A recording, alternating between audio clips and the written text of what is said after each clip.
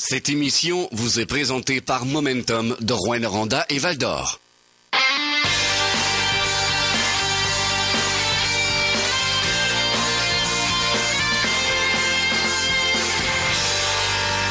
Jour 3 du Tour de l'Abitibi, Coupe des Nations 2009. Bonsoir à tous, mon nom est Maxime Charon et bienvenue à cette émission spéciale. Nous sommes présentement à Malartic où se déroule la 4e étape. Et Jean-Marc Belzile, il y a eu beaucoup d'actions aujourd'hui, mais également hier soir.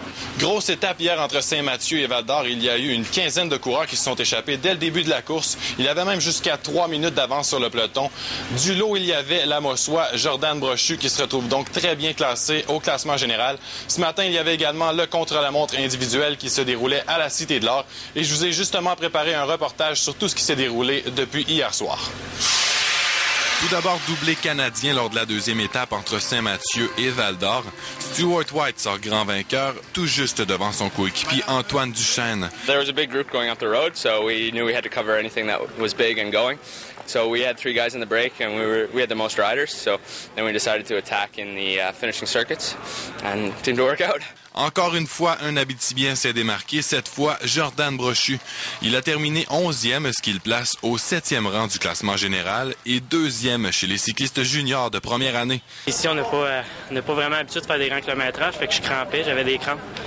Fait qu'à cause de ça, j'ai pas été capable de bien sprinter puis de suivre le peloton vraiment jusqu'à la fin, mais je pense que j'ai beaucoup appris encore aujourd'hui d'expérience. Un échappé, c'est la première fois que je faisais ça comme ça, dans un grand tour en plus, pour mon premier tour. Et lors du contre-la-montre ce matin, l'Américain Andrew Barker a eu le meilleur temps. 3 de nos cyclistes abitibiens ont très bien fait en terminant à moins de 2 minutes du vainqueur. Jordan Brochu a également conservé sa 2e place au classement des meilleurs juniors de première année. Juste ici, au début, je me suis comme trompé de chemin, fait que j'ai perdu au moins 5-6 secondes là-dessus. C'est sûr que ça m'aurait peut-être repris une couple de position de plus, mais je pense que je suis quand même satisfait. Je reste quand même proche du maillot bleu, je pense, avec ce que j'ai fait. C'est quand même un objectif que je vais essayer d'atteindre d'ici la fin du tour.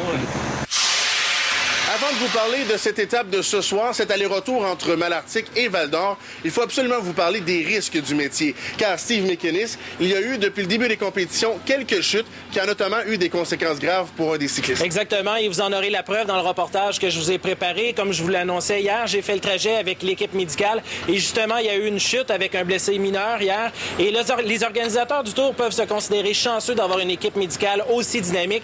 Il y a même une infirmière qui prend une semaine de vacances depuis les 10 dernières années pour participer à l'événement. Les accidents sont fréquents lors des courses. Une seule fausse manœuvre et c'est la fin de la compétition pour les cyclistes impliqués.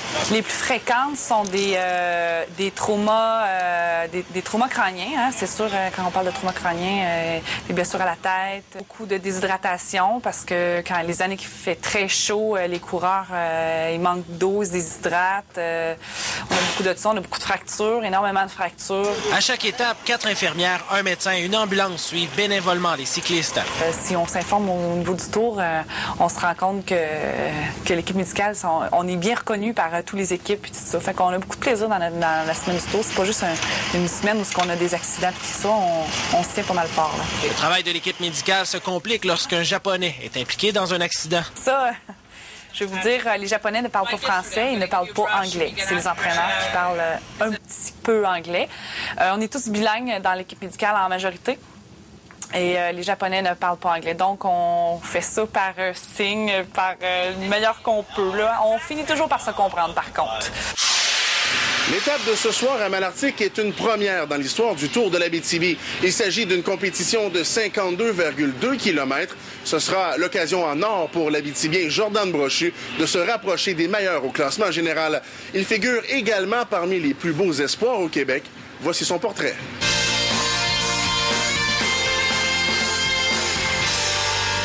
Jordan Brochu est l'un des plus jeunes athlètes du Tour de l'Abitibi Coupe des Nations.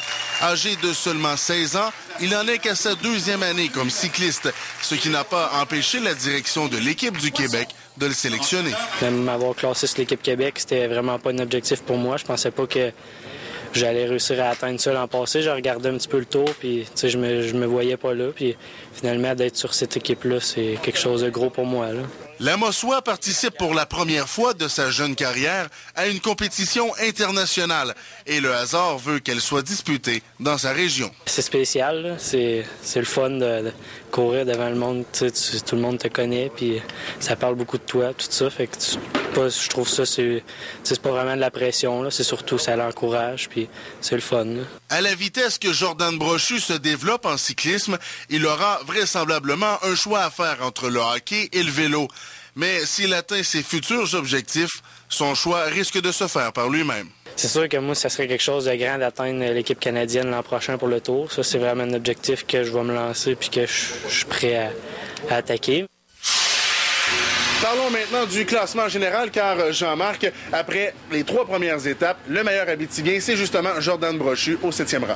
Un classement général qui est dominé par 3 Américains.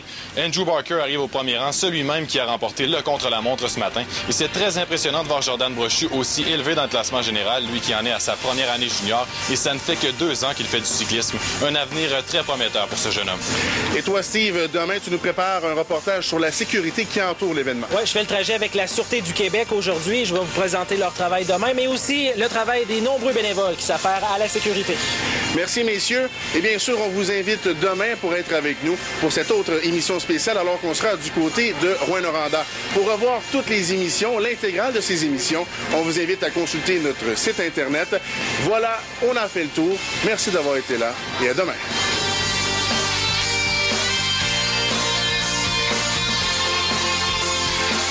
Cette émission vous a été présentée par Momentum de Rouyn-Noranda et Val-d'Or.